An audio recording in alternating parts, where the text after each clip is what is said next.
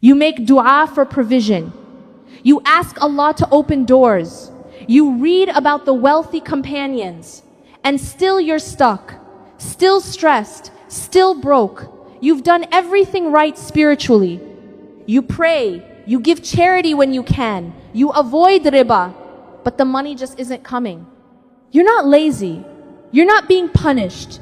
You're not forgotten by Allah. But you're asking the wrong question. You keep asking Allah why He hasn't given you wealth yet. But have you ever asked if you're ready for it? Here's what nobody tells you. What if Allah isn't withholding wealth from you to test your patience? What if He's withholding it to protect you?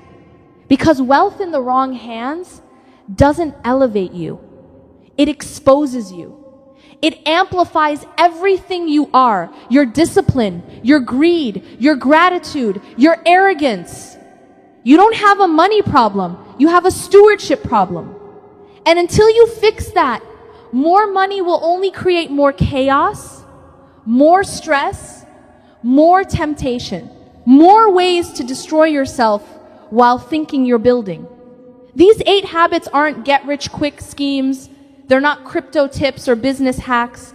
These are become worthy of wealth habits. They're designed to transform who you are before the money arrives. Because quiet wealth isn't built by people who pray for money. It's built by people who pray to become someone Allah can trust with it. Let's begin. Let's talk about the dua that's keeping you broke. You say it every night. Every time you're stressed about bills. Every time you see someone else winning. Ya Allah, give me wealth. Ya Allah, open the doors. Ya Allah, bless my rizq. But here's the problem. You're praying for the outcome without praying for the transformation. You want the blessing without the burden of stewarding it correctly. You want the money without the maturity to handle it. Do you know what happens when unprepared people get money? They destroy themselves. Lottery winners go bankrupt within years. Inheritance recipients waste it within months. Because the money arrived before the character. The wealth showed up before the wisdom. Allah doesn't withhold from you because He's testing your patience. He withholds because giving it to you now would ruin you. And He loves you too much to let that happen. Look at Prophet Yusuf, peace be upon him, thrown in a well by his brothers, sold as a slave, falsely accused, imprisoned for years. And during all that time, he could have asked Allah, why haven't you rescued me yet? But he didn't. Because the prison wasn't punishment. It was preparation. Every year in that cell was building the character he'd need to become treasurer of Egypt. The patience, the wisdom, the ability to manage not just money but power. If Allah had freed him earlier, he wouldn't have been ready for what was coming. Your delay isn't denial, it's development. Every month you're still struggling financially, Allah is building something in you. Discipline, gratitude, detachment from dunya. The ability to say, I don't need this when temptation comes. So stop praying for wealth you're not ready for. Start praying, Ya Allah, make me worthy of it. Teach me to manage little before you trust me with much. Build in me the character that can handle money without it corrupting my heart. Because here's the truth. When you become the right person, the provision finds you. When your character is ready, the doors open naturally. You don't chase wealth, you become someone wealth can trust. Allah doesn't give you what you want. He gives you what you can carry. Quiet wealth isn't about how much you earn. It's about knowing where every single cent went and being completely okay explaining it to Allah on Judgment Day. Think about that. Every dirham you spent, every purchase you made, every swipe of your card, you will stand before Allah and He will ask you 2 questions. How did you earn it and how did you spend it? Not did you make a lot, not were you successful, but where did it go? Can you account for it? Did you waste it? Did you spend it on haram? Did you hoard it while people around you were starving? Most people stress about money because they have no idea where their money goes. It just disappears. They earn, they spend, they're broke again, and they can't explain why. because they never tracked it, they never questioned it, they just let it slip through their fingers like water. But here's what happens when you start spending, like you'll be questioned. Impulse buying dies. You're about to buy something you don't need. Then you imagine standing before Allah, explaining this purchase. Suddenly you don't want it anymore. Guilt spending dies. You're about to waste money to make someone happy or to keep up appearances. Then you remember you'll answer for this. Suddenly the pressure disappears. You'd rather answer to them now than to Allah later. Ego spending dies. You want the new phone, the luxury item, the thing that shows people you're doing well. Then you remember none of that matters when you're in the grave. Suddenly the urge vanishes. This isn't about becoming cheap. This isn't about never enjoying your wealth. This is about intentionality. Every purchase has a purpose. Every expense serves a goal. Nothing is wasted. Nothing is mindless. The Prophet Muhammad, peace be upon him, said, you will be questioned about your wealth, where you got it, where it went. That's not a threat. That's a mercy. Because when you live knowing you'll answer for it, you spend differently. You protect it differently. You value it differently. Start tracking your spending today. Write down every purchase for 1 month. You'll be shocked. You'll see where the leaks are. You'll see what you're wasting. You'll see what's stealing your wealth without you even noticing. And once you see it, you can't unsee it. You can't go back to mindless spending. Because now you know you're building a case. And that case will either defend you or destroy you on the day you meet your Lord. When your spending has a witness, your wallet has a guardian. You want to know why so many people stay broke? Because they announce every win before it's even real. They tell everyone about the business idea, the investment, the opportunity, and then it falls apart. Or worse, it succeeds. But now everyone's watching, everyone's expecting, everyone wants a piece. Your family starts asking for money. Your friends start treating you differently. Strangers start resenting you. And the blessing becomes a burden. Here's the truth. The moment you announce your success, you invite 3 things: envy, expectation, and pressure. Envy from those who want what you have. Expectation from those who think you owe them. Pressure to maintain the image you created. Quiet builders outlast loud flexers every time. Because loud flexers are performing. They need the validation. They need people to see them winning. And the moment the audience is gone, they fall apart. But quiet builders, they don't need applause. They're not building for the crowd. They're building for Allah. They're building for their family. They're building for their future. And they don't care who knows about it. The Prophet Muhammad, peace be upon him, praised those who give charity so secretly their left hand doesn't know what the right hand gave. Think about that. So private that even your own body doesn't witness it. That's the level of secrecy Islam honors. Why? Because when you hide your good deeds from people, Allah amplifies them. He protects them. He blesses them in ways public deeds never experience. But when you show off, when you broadcast every win, you've already taken your reward. The praise of people, that's it. That's all you get. Build your business quietly. Save quietly. Invest quietly. Grow quietly. Let your life speak, not your mouth. Let your peace be the evidence. Let your family's security be the proof. You don't need to post about it. You don't need to brag about it. You just need to live it. And when people finally notice, when they finally see you've been building all along, they won't resent you. They'll respect you because you never made them feel less than. You never performed. You just showed up and did the work. What you hide from people, Allah amplifies. What you show off, He tests. Every time you treat yourself to something you don't need, you're stealing from someone. That someone is you, the future version of you who's going to need that money. Who's going to wish you had saved it? Who's going to regret that you chose temporary comfort over long-term security? This is what people don't understand about instant gratification. It's not just bad finance, it's spiritual immaturity. You're choosing what feels good now over what's good for you later. You're robbing your future to feed your present. Think about it. Every time you buy that coffee you don't need, that meal you could have made at home, that gadget you'll use once and forget, you're taking money from the version of you who's trying to build something, who's trying to get out of debt, who's trying to provide for their family. Your future self is making dua against you. They're asking Allah, why didn't I save? Why didn't I invest? Why did I waste it on things that didn't matter? And you're the reason. Right now, with every impulsive purchase, you're creating their regret.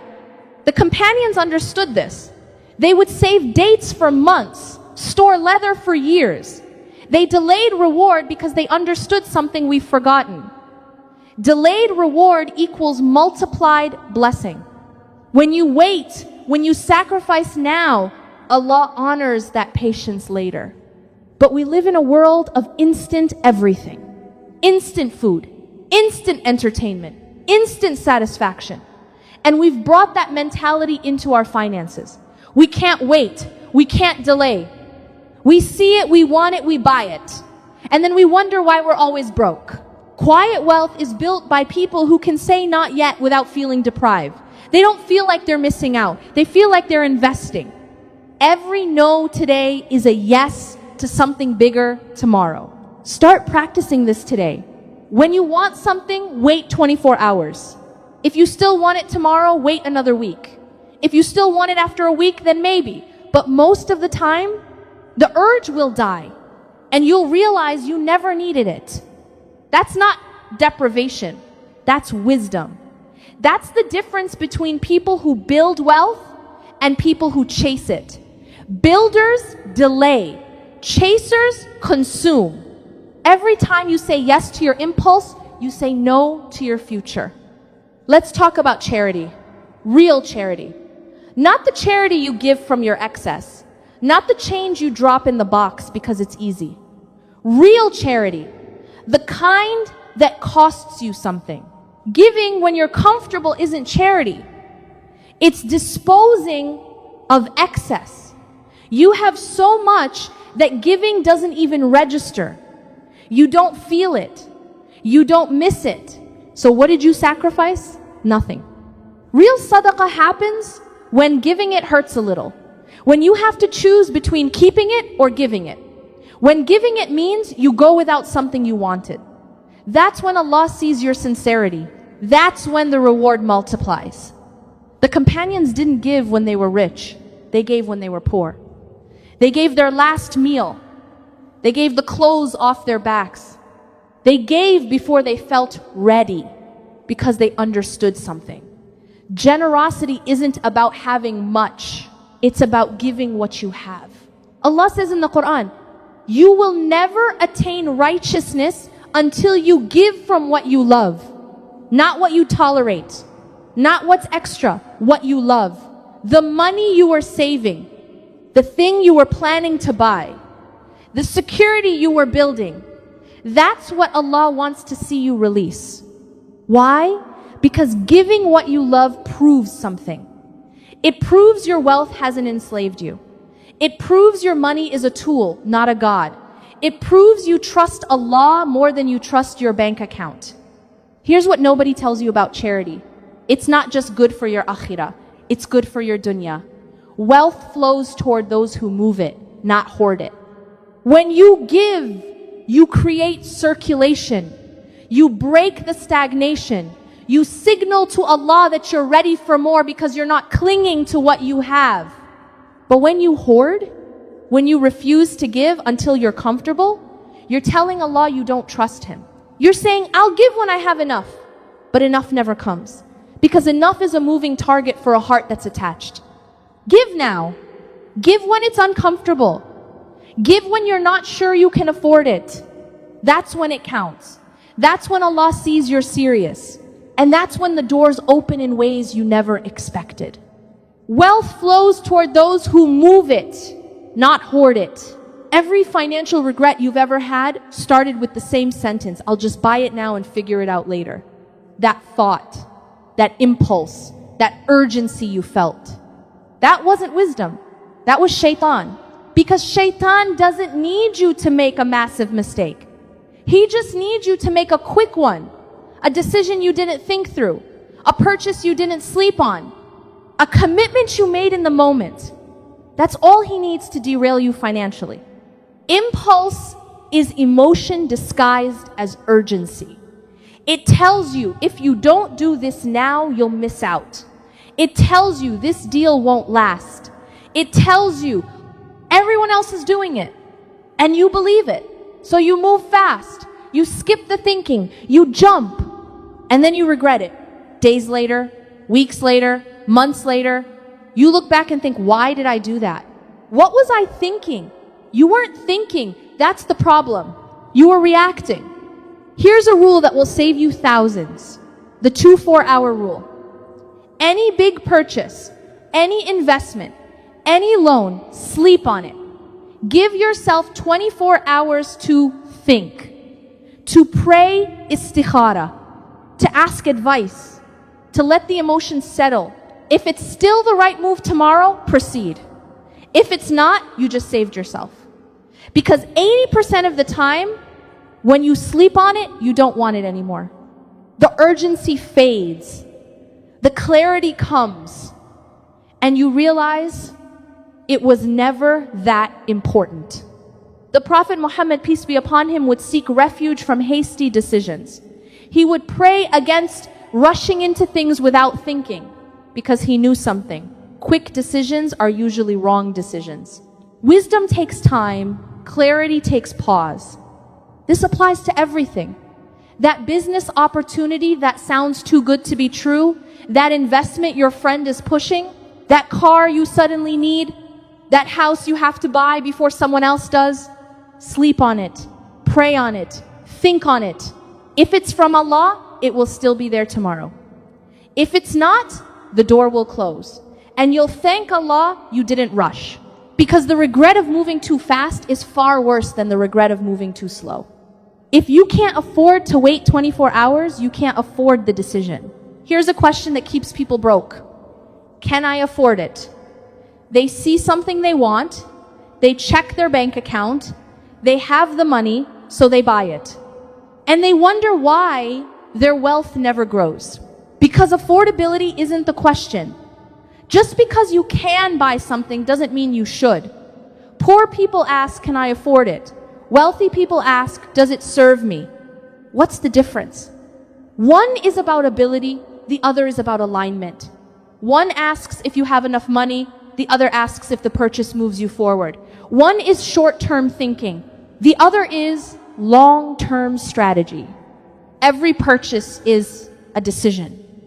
And every decision is either moving you toward your goals or away from them. There's no neutral. You're either building or you're wasting. You're either investing in your future or stealing from it. So before you buy anything, ask yourself, does this serve my mission? Does this bring me closer to where I want to be? Does this support my family? Does this honor Allah? Or is this just filling a void? Because most purchases are void fillers. You're bored, you're stressed, you're sad, so you buy something to feel better. But it doesn't work. The void is still there. Now you're just broke and empty. Islam teaches us every possession is a responsibility. That thing you buy, you have to maintain it. Store it, protect it, clean it, worry about it. Is it worth that burden? Is it worth the energy? When you start asking, does it serve me? Instead of, can I afford it? Everything changes. You stop accumulating junk. You stop buying out of emotion. You stop wasting money on things that don't matter. And suddenly, your money starts growing because it's not leaking anymore. Your purchases have purpose. Your spending has direction. Your wealth has a mission. And money flows to people who give it a job, not people who let it sit, not people who waste it. People who put it to work Your wealth grows when your purchases have a purpose. Let's talk about the hidden tax nobody mentions. Financial stress. It doesn't just empty your wallet, it empties your soul. It steals your sleep. It ruins your relationships. It kills your worship. It makes you bitter, anxious, and distant from Allah. You can't build wealth from a place of panic. You can't make good decisions when you're drowning in stress. You can't think clearly when anxiety is screaming in your head. Financial chaos doesn't just cost you money, it costs you everything. People think wealth equals more money. But real wealth is peace of mind while building it. It's sleeping well at night. It's not checking your bank account with dread. It's knowing you're okay even if everything falls apart. This is what quiet wealth really means. It's not about the amount. It's about the peace that comes with it. You're not rich when you have $1 million and constant anxiety. You're rich when you have enough and complete tranquility. Allah says in the Quran, whoever Allah wishes good for, He grants him understanding in religion and provides for him contentment. Contentment, not abundance, not excess. Contentment. The peace of knowing what you have is enough. So stop chasing wealth to fix your anxiety. Fix the anxiety first. Fix your relationship with money. Fix your attachment to outcomes. Fix your need for control. Because when you're at peace internally, wealth builds naturally. You make better decisions. You think clearer. You act wiser. But when you're stressed, when you're desperate, when you're panicking, you make terrible choices. You chase get-rich-quick schemes. You take bad deals. You trust the wrong people. And you lose everything. Protect your peace like you protect your money. Maybe more. Because your peace is what allows you to build wealth sustainably. Without it, you're just grinding yourself into the ground for numbers that mean nothing. The Prophet Muhammad, peace be upon him, said the strong believer is better than the weak believer. Strength isn't just physical. It's emotional, mental, spiritual. It's having the strength to stay calm when everyone around you is panicking. To trust Allah when the bank account is low. To keep going when you can't see the outcome. That strength, that peace, that's the real wealth. Everything else is just numbers. Quiet wealth is loud peace. These 8 habits aren't about getting rich. They're about becoming someone money can't corrupt. They're about building wealth that doesn't cost you your soul, your peace, your relationship with Allah. When you pray for preparation instead of provision, you stop begging and start building. When you spend like you'll be questioned, waste disappears. When you build in secret, envy can't touch you. When you delay gratification, your future thanks you. When you give before you're comfortable, barakah multiplies. When you sleep on decisions, regret can't find you. When your purchases have purpose, money stops leaking. And when you protect your peace, wealth flows naturally. You don't just build wealth, you build character. And character is the only currency that survives death. It's the only thing you take with you. The only thing that matters when you stand before Allah. Money will come and go. Businesses will rise and fall. Investments will succeed and fail. But who you became while building, that stays. The patience you learned, the discipline you developed, the generosity you practiced, the trust in Allah you strengthened, that's what lasts. So stop asking Allah to make you rich. Start asking Him to make you worthy. Because when you're worthy, the wealth finds you. When your character is ready, the doors open. When your heart is prepared, the blessing arrives. And it doesn't destroy you, it elevates you. Ya Allah, don't give me wealth I'm not ready for. Make me worthy of it first. Teach me to manage little before you trust me with much. Build in me the discipline to delay gratification. the wisdom to spend intentionally, the courage to give sacrificially, the patience to build in secret. And when you do bless me, protect my heart from what money reveals in the corrupt. Make my wealth a tool in your service, not a God I chase. Make me someone you can trust with abundance. Ameen. Now I want you to be honest with yourself. Which of these 8 habits are you avoiding? Not the one that's hardest.